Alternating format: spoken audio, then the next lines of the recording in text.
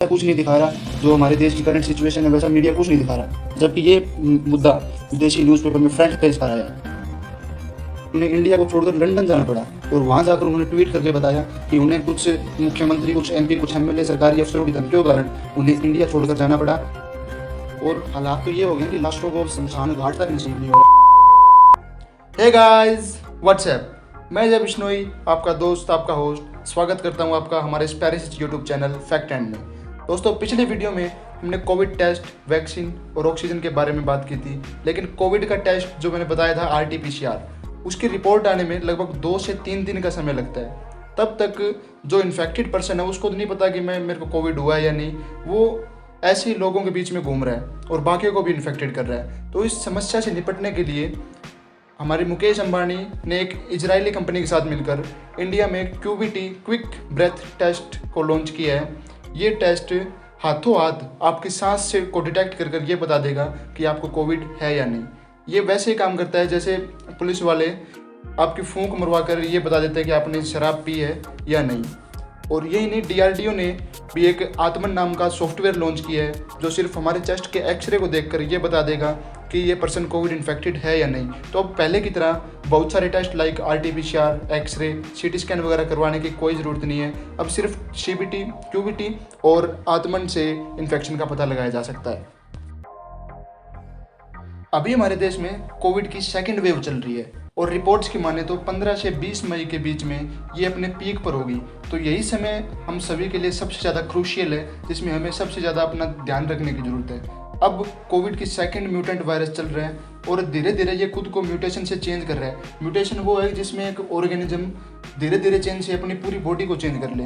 तो रिपोर्ट्स के अकॉर्डिंग सितंबर से अक्टूबर के आसपास इंडिया में कोविड की थर्ड वेव शुरू होगी, लेकिन इससे हमें घबराने की कोई ज़रूरत नहीं है, क्योंकि म्यूटेशन करके इस वायरस ने खुद को इतना वीक बना लिया है कि अब ये खुद ब खुद अपने आप को डिस्ट्रॉय कर रहा है। तो अभी का टाइम सबसे ज़्यादा क्रूशियल है, जिसमें हमें सबसे ज़्यादा प्रिवेंशन लेने की ज़रूरत है, क्योंकि साइंटिस्ट के अकॉर्डिंग जब तक इंडिया में कोविड की थर्ड वेव आएगी तब तक हम 70% कोविड को कंट्रोल कर चुके होंगे, लेकिन जो 30 से 40% लोग बचेंगे तब तक उनको टैकल करने के लिए हमारे पास पर्याप्त मात्रा में संसाधन होंगे।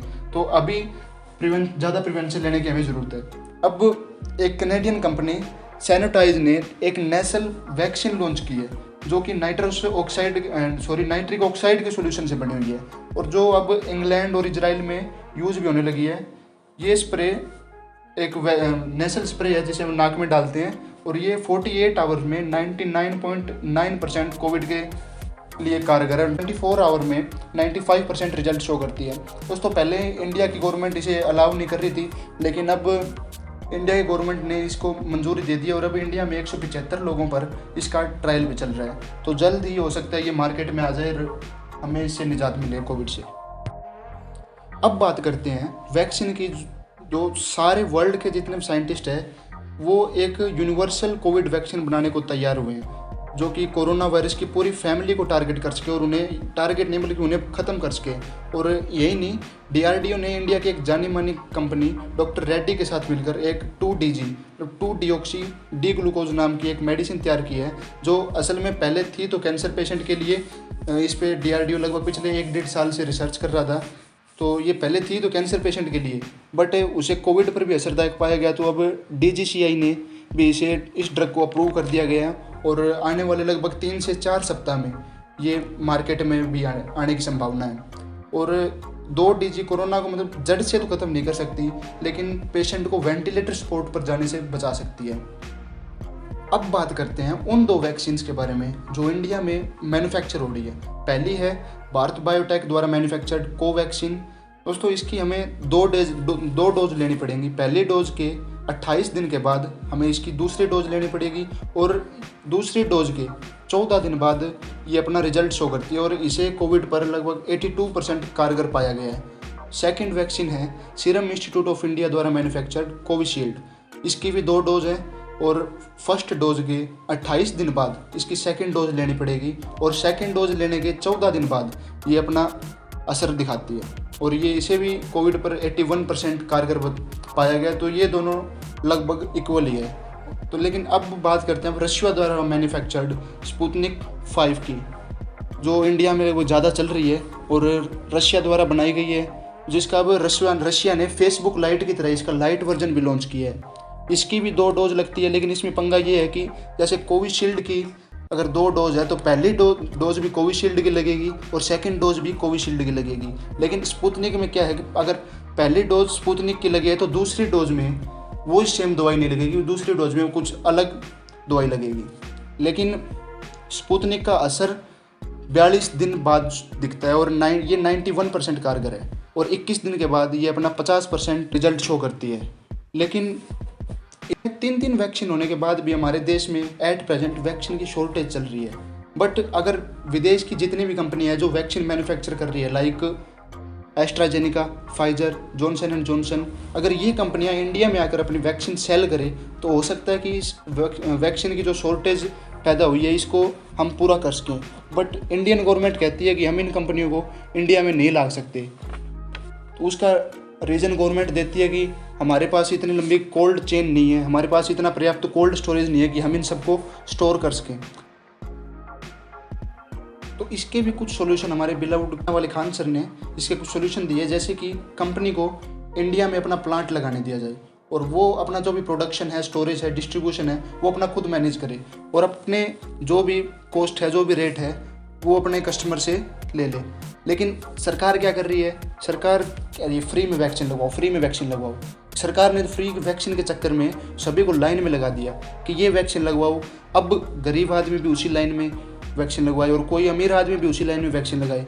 अब आप तो कहोगे कि ये बड़ी अच्छी बात है कि गरीब आदमी भी एक लाइन में, अमीर आदमी भी एक लाइन में। अरे ध्यान से सोचो, घंटा अच्छी बात है। सरकार ने उन गरीबों का, उन अमीरों को दे दिया जिनको कोई फ़र्क ही नहीं पड़ता, चाहे वैक्सीन 2 रुपये की हो या 20,000 की, वो तो लगवाएगा ही लगवाएगा। लेकिन इस चक्कर में मर रहा है बेचारा गरीब आदमी, जिसका हक उस अमीर आदमी को धक्के से दिया जा रहा है, जबकि वो लेना ही नहीं चाह रहा। और दूसरा, गवर्नमेंट ये भी कर सकती है कि जितने भी आइसक्रीम वेंडर हैं जो अभी कोविड काल में बेरोजगार हो गए हैं, उन्हें भी घर घर जाकर वैक्सीन लगाने का काम पर, घर घर जाकर वैक्सीन बांटने के काम पर लगा सकती है, क्योंकि उनके पास भी इतना कोल्ड स्टोरेज है जितना वैक्सीन को चाहिए।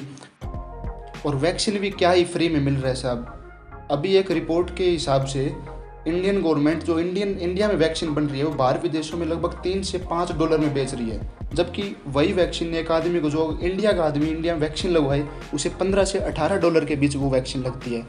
अब वही वैक्सीन स्टेट गवर्नमेंट को ₹450 में, सेंट्रल गवर्नमेंट को ₹150 में, प्राइवेट हॉस्पिटल को ₹1200 में मिल रही है। तो ऐसा आखिर क्यों है? अगर कोई जवाब हो तो कमेंट करके ज़रूर बताएं। तो ऐसा ही एक किस्सा अभी सीरम इंस्टीट्यूट के संस्थापक आधार पुणेवाला के साथ हुआ, जिसके कारण उन्हें इंडिया को छोड़कर लंदन जाना पड़ा और वहाँ जाकर उन्होंने ट्वीट करके बताया कि उन्हें कुछ मुख्यमंत्री, कुछ MP, कुछ MLA, सरकारी अफसरों की धमकियों के कारण उन्हें इंडिया छोड़कर जाना पड़ा।